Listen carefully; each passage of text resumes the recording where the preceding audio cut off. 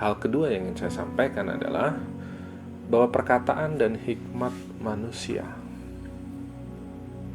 termasuk saya, dapat Anda samakan seperti rumput yang tidak memiliki kualitas untuk dapat dijadikan pondasi yang kokoh.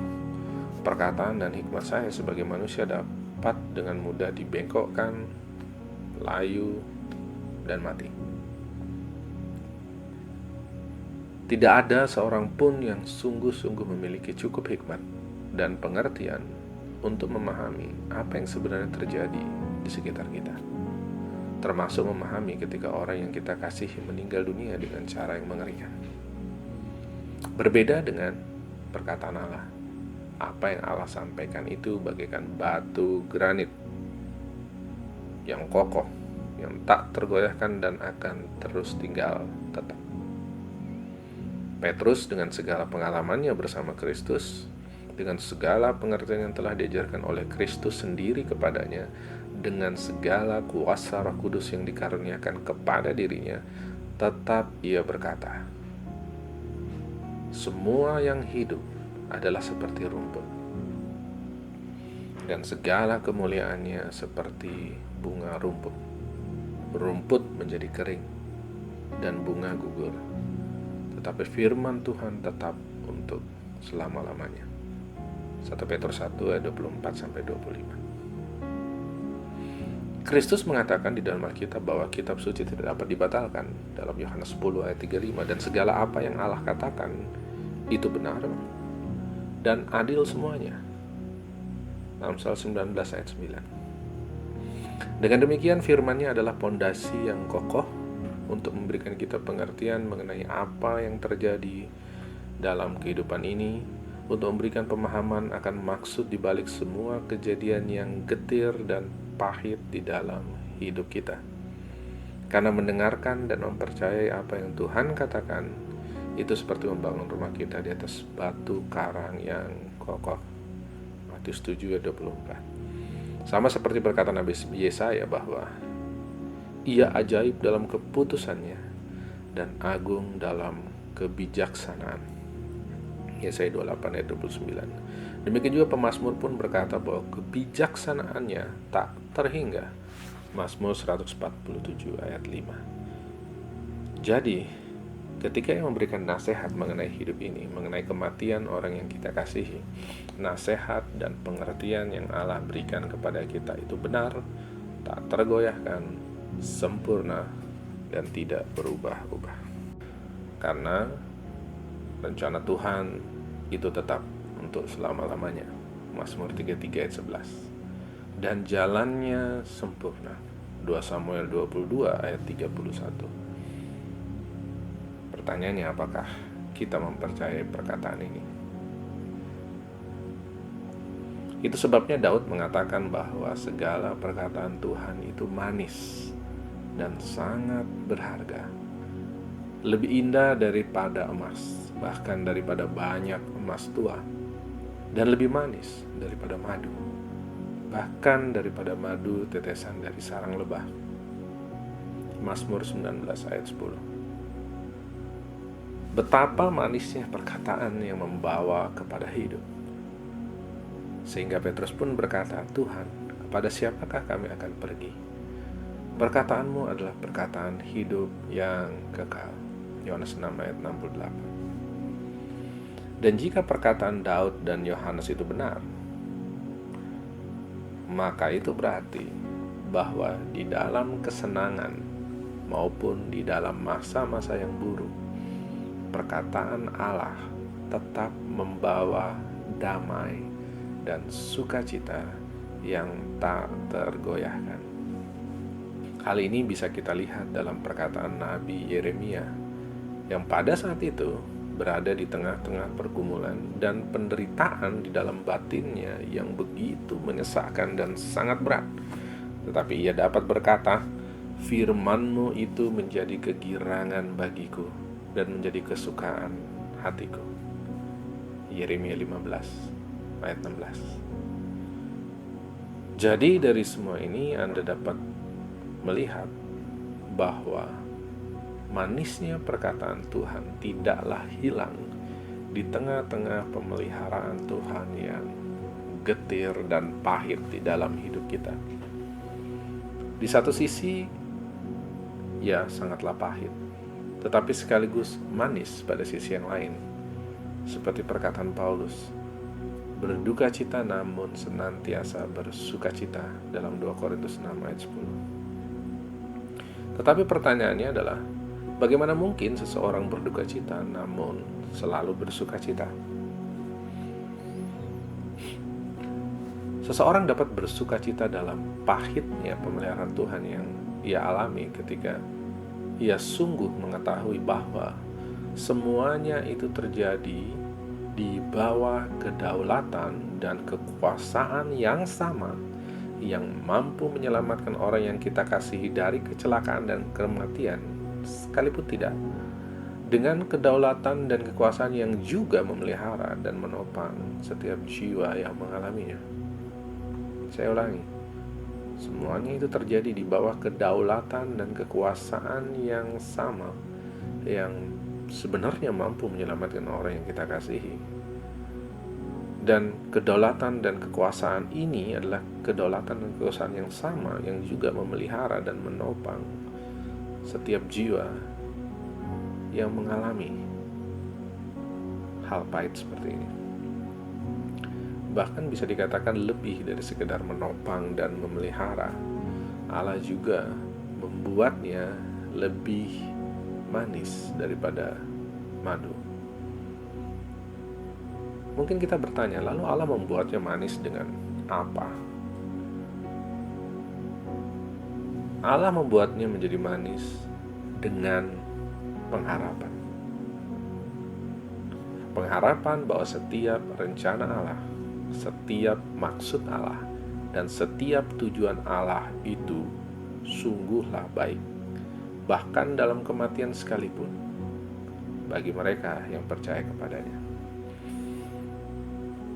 Untuk memberikan pemahaman tentang bagaimana penderitaan dapat berdampingan dengan sukacita, dan bagaimana sebuah pengharapan dapat mendatangkan damai dan sukacita di tengah-tengah kesesaran hidup,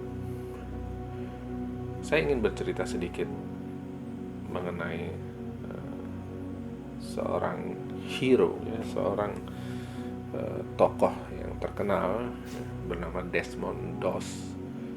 Desmond Doss, dia adalah seorang prajurit infanteri dari tentara Amerika dalam Perang Dunia Kedua. Desmond Doss ini sesuai dengan keyakinannya bahwa dia tidak boleh, dia adalah seorang Kristen, dia memiliki keyakinan bahwa kita tidak boleh membunuh orang lain. Jadi sewaktu dia bergabung dalam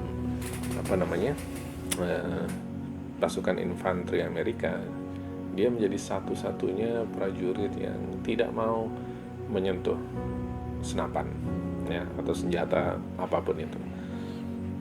Dan selama pelatihan dia banyak mendapat perlakuan yang sangat buruk. Dia dikecam oleh teman-temannya, dikecam oleh atasannya, bahkan dianggap gila dan harus menjalani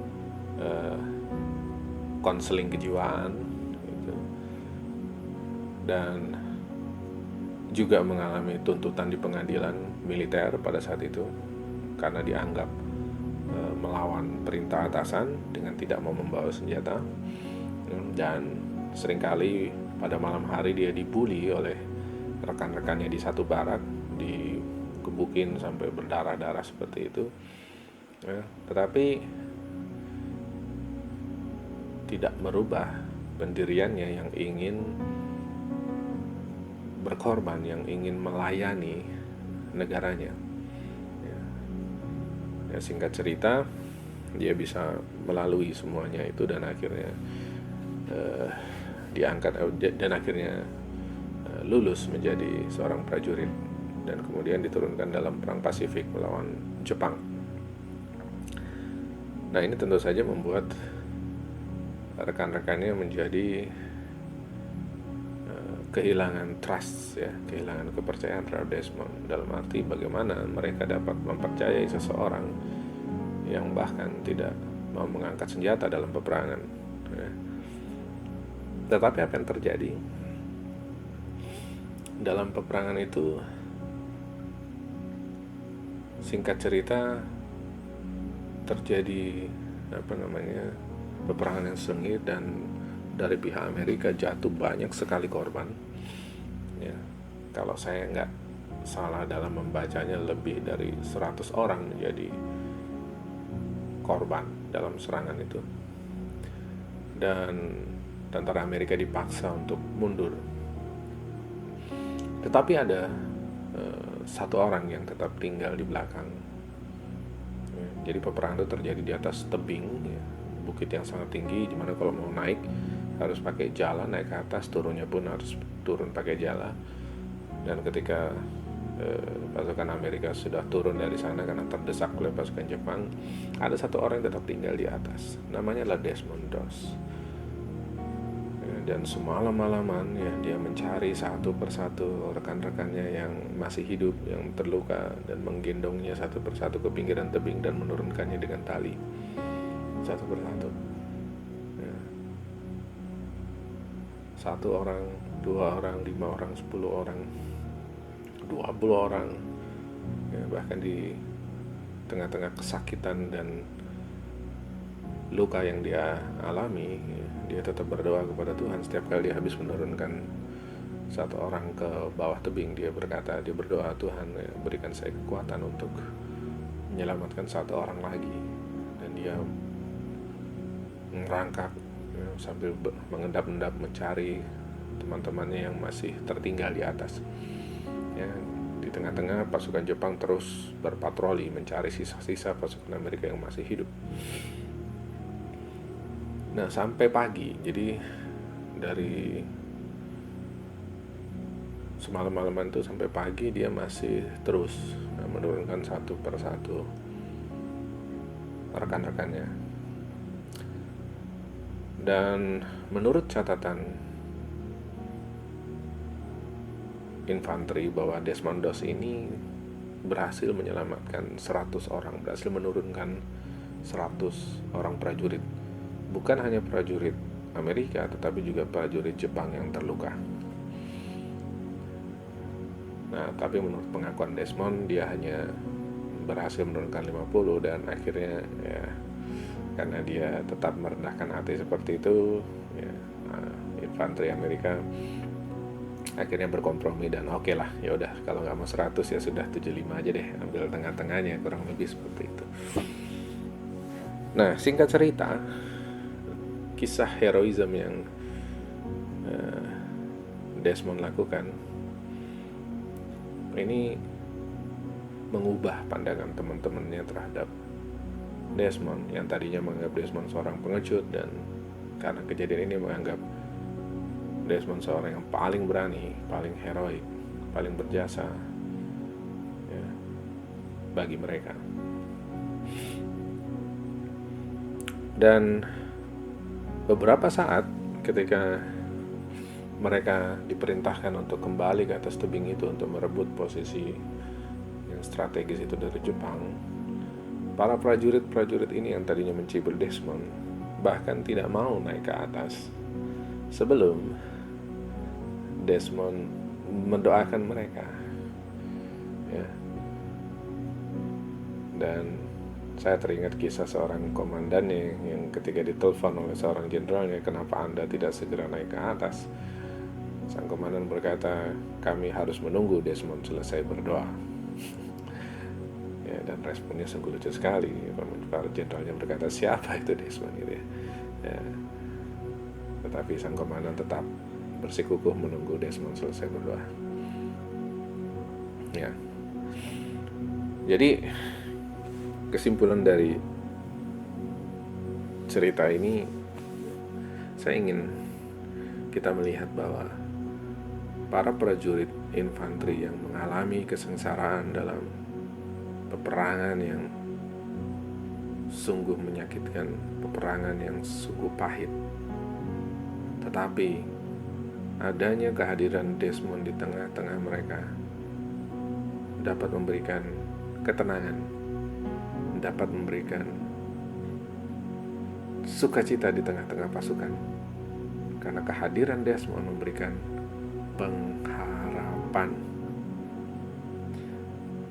Karena mereka mengenal karakter Desmond dan mereka percaya bahwa Desmond tidak akan meninggalkan seorang pun di belakang. Hal ini membuktikan bahwa penderitaan, damai, dan sukacita dapat menempati hati yang sama di dalam diri manusia. Di sisi lain, timbulnya damai dan sukacita ini dipicu oleh pengharapan yang Desmond berikan. Dapat dikatakan bahwa pengharapan yang Desmond berikan menambah rasa manis di tengah-tengah penderitaan perang. Demikian juga dengan Allah, ketika Ia menambahkan pengharapan yang manis di tengah-tengah pemeliharaannya yang terasa pahit, dengan pengharapan bahwa segala rencana, segala maksud, segala tujuannya adalah baik. Dan Allah yang baik ini, Allah yang berdaulat dan memerintah atas segala yang ada, adalah Allah yang setia, yang tidak akan meninggalkan kita.